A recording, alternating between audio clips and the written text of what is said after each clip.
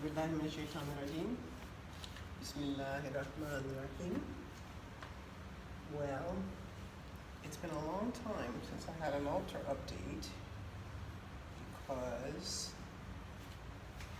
when I packed up everything from my altar before I moved from one city to another, so I could recharge everything to get it ready for the move, I no longer had the same size table that I had been using before. So I used a small table that was square and decided I was going to have a reduction of my altered scenario, but I found that I was not pleased with it. So I actually now have a custom-made table, which I will show you when I finish with the placement of everything. So just as a reminder, I work on the elements: air, water, fire, and the things that symbolize those elements, like feathers for air, which this time is going right in the front and center. And, oh, I've got earth. Air, water, earth, and fire. And I also work between the masculine and the feminine elements in a more or less simplified form of circles and straight things. So anyway, I place the things based on my inspiration when I pick up the thing, and some overriding ideas, like sometimes the color of the cloth is related to the quality of the moon. In this case it's water, and I'm just coming out of the blue, so I'm going with something that sort of got purples and reds in it because I'm just really stoked, and these color combinations are some of my favorite. I recently had a 3-time journey to Borobudur, and that has factored very much in my settling here in Jakarta. And I managed to get a small replica of the whole thing, as well as one of the cupolas under which normally there'd be a Buddha statue, and they are human size, so it's a big temple. And so I'm placing those now on the yang side from the perspective of facing it.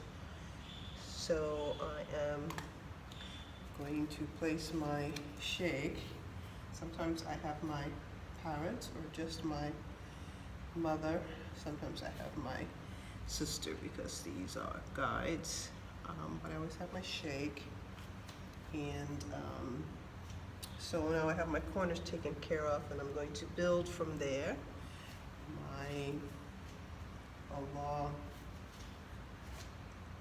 Let's just do this. This has a weird kind of lighting scenario going on. My Allah, and also has La ilaha illallah. I'm also going to be placing in the center this time because we're coming up to Ramadan, and because of the retreat, thinking more about it. I was born in the year of the dragon in Chinese astrology, and so I always had a dragon. He's more masculine as far as the attributes of the objects. The elephant is my spirit animal. I can talk a little bit more about spirit animals, how they differ from just animals that you like, because obviously I also like monkeys. They're not my spirit animal. This time I'm going to have 2 of them. And one of these, this is Eye of Tiger. I'm going to now put on this side to start to balance out the way that the yin and the yang play. And this is a crystal. I keep these 2 together for reasons I haven't figured out yet, actually. This is a very yin because of the circle going around. Just putting that a little bit closer so you kind of see. I'm going to put that actually right by these 2 very yang things. Visited pine tree forest recently and brought back the pine cone because it reminded me of trees in the US. The Hand of Fatima, which I have lots of and I wear for jewelry. This particular one has the word Chayim, which is the Hebrew for life, also the name of my grandson. And I like it because of its combination of several cultures in that region, that in the center. I used to have more shells. I'm keeping them separate now, and I'm just going with the one. This kind of facilitates kinds of things that happen when I'm dressing up the altar.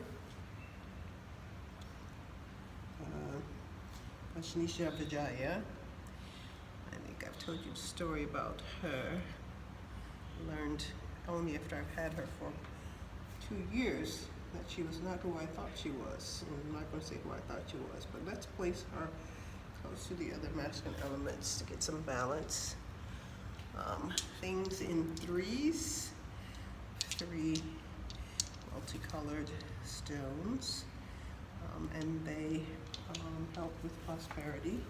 So I'm going to put that towards the front, actually, because it's been some interesting manifestations of prosperity this phase of the COVID, which I'm finding quite interesting.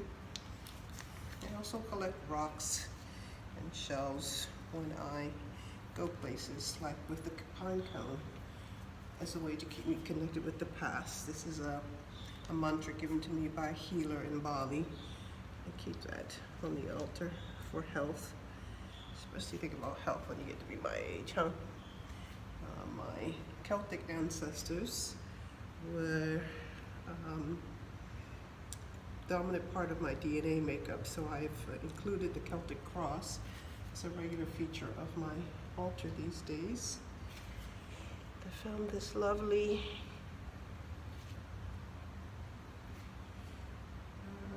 wing, actually the giant moth.